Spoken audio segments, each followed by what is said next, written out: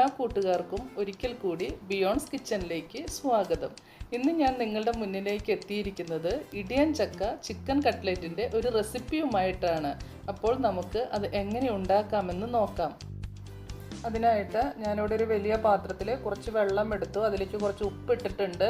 ഇടിയൻ ചക്ക മുറിച്ചിടുമ്പോൾ അതിൽ കറ പിടിക്കാതിരിക്കാൻ വേണ്ടിയിട്ടാണ് ഇങ്ങനെ ചെയ്യുന്നത്. ഇവിടെ നമുക്ക് ഒരു മീഡിയം സൈസിലുള്ള ഒരു ഇടിയൻ ചക്കയാണ് കിട്ടിയിരിക്കുന്നത്. അതൊന്നും ഞാൻ മുറിച്ച് കൊടുത്തിട്ടുണ്ട്. സാമാന്യം തരക്കേടില്ലാത്ത മുളഞ്ഞീൻ അതിലുണ്ട്, അതുകൊണ്ട് തന്നെ മുറിക്കാൻ കുറച്ച് കഷ്ടപ്പാടുണ്ട്. ഇനി അതൊന്ന് നമുക്കതിൽ മുളഞ്ഞീനൊക്കെ ഒന്ന് തുടച്ച് കൊടുക്കാം. ഇനി അത് ചെറിയ കഷ്ണങ്ങളായിട്ട് നമുക്കത് മുറിച്ചെടുക്കണം. അതിലെ ഇതിൻ്റെ ഒരു കൂഞ്ഞിലുണ്ട് നടുഭാഗം, അതൊന്ന് ചെത്തിക്കളയണം. അത് ഇതിന് ഉപയോഗിക്കാൻ എടുക്കാറില്ല. പിന്നെ ഇതിൻ്റെ തോലൊക്കെ ഒന്ന് റിമൂവ് ചെയ്യണം. എന്നിട്ട് ഇത് നമ്മൾ ചെറിയ കഷ്ണങ്ങളാക്കി ഈ ഉപ്പിട്ട വെള്ളത്തിലേക്ക് ഒന്ന് ഇട്ട് കൊടുക്കണം. അതിനുശേഷം നമുക്കിത് വേവിച്ചെടുക്കാം. ഇവിടെ ഞാൻ ഇതിനോടൊപ്പം തന്നെ ഉരുളക്കിഴങ്ങ് ചെറിയ കഷ്ണങ്ങളാക്കി ഒരു പാത്രത്തിൽ വേവിക്കാൻ വെച്ചിട്ടുണ്ട്. അതിനോടൊപ്പം ഒരു മൺചട്ടിയിലാണ് ഞാൻ ഇടിയൻ ചക്ക വേവിക്കാനായിട്ട് വെച്ചിട്ടുണ്ട്. ഇടിയൻ ചക്ക ഉപ്പിട്ട് വേവിച്ച് ഇത് ഊറ്റിയതിന് ശേഷം മിക്സിയുടെ ചെറിയ ജാറിൽ നന്നായി ചതച്ച് എടുക്കണം. ഇതിൻ്റെ കൂട്ട് തയ്യാറാക്കാനായിട്ട് ഞാനിവിടെ ഒരു ചീനച്ചട്ടി വെച്ചിട്ടുണ്ട്. അത് ചൂടായി വരുമ്പോൾ അതിലേക്ക് ആവശ്യത്തിന് വെളിച്ചെണ്ണ ഒഴിച്ചു കൊടുക്കണം. അപ്പോൾ ഇവിടെ വെളിച്ചെണ്ണ ചൂടായി വന്നിട്ടുണ്ട്. നമുക്ക് ഇതിലേക്ക് ഇഞ്ചി വെളുത്തുള്ളി ചതച്ചത് ഇട്ട് കൊടുക്കാം. മീഡിയം സബോള ഞാൻ അരിഞ്ഞു വെച്ചിട്ടുണ്ട്, ചെറുതായിട്ടാണ് അരിഞ്ഞിരിക്കുന്നത്. അത് ഈ വെളിച്ചെണ്ണയിലേക്ക് നമുക്ക് ഇട്ട് കൊടുക്കാം. ഒപ്പം ഒരു പച്ചമുളക് വട്ടത്തിൽ അരിഞ്ഞതും കൂടി ഇതിനോടൊപ്പം ചേർത്ത് ഇളക്കാം. ഇനി ഈ സബോള ഒന്ന് വേഗം വാടി കിട്ടുന്നതിനായി നമുക്കിതിലേക്ക് അല്പം ഉപ്പിട്ട് കൊടുക്കാം. ഇനി ഇതിലേക്ക് കറിവേപ്പില ഇട്ട് കൊടുക്കാം.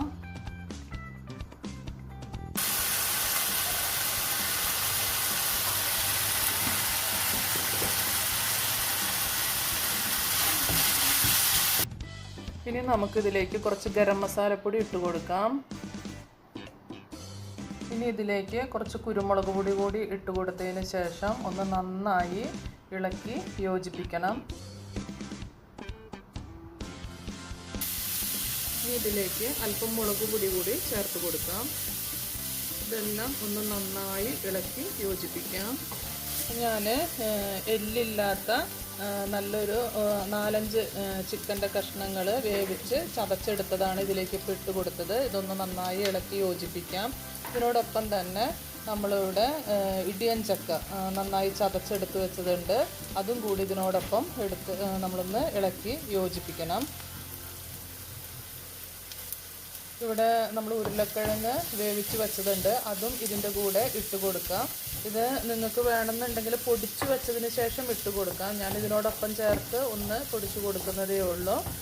ഇനി ഇവിടെ നമ്മൾ കുറച്ച് മല്ലിയില മാറ്റി വെച്ചിട്ടുണ്ട്, അതും കൂടി ഇട്ട് നന്നായി ഇളക്കി യോജിപ്പിച്ചതിന് ശേഷം അടുപ്പ് ഓഫ് ചെയ്യുക.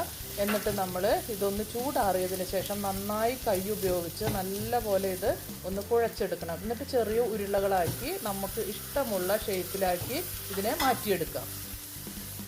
ഇവിടെ നമ്മൾ കട്ട്ലറ്റ് വറുത്തെടുക്കുന്നതിനായിട്ട് കുറച്ച് റസ്കിൻ്റെ പൊടി നമുക്ക് ആവശ്യമാണ്.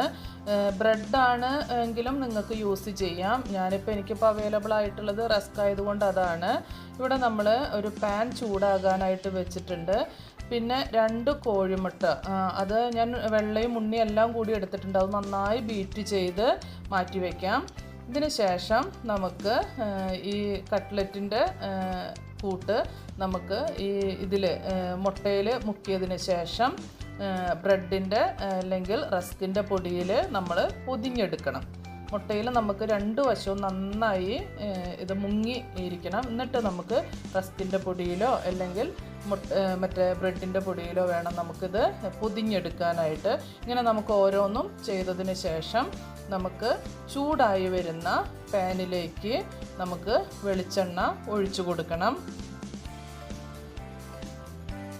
ഇപ്പോൾ ഇവിടെ പാൻ നന്നായി ചൂടായി വന്നിട്ടുണ്ട്. ഇതിലേക്ക് നമുക്ക് വെളിച്ചെണ്ണ ഒഴിച്ചു കൊടുക്കാം.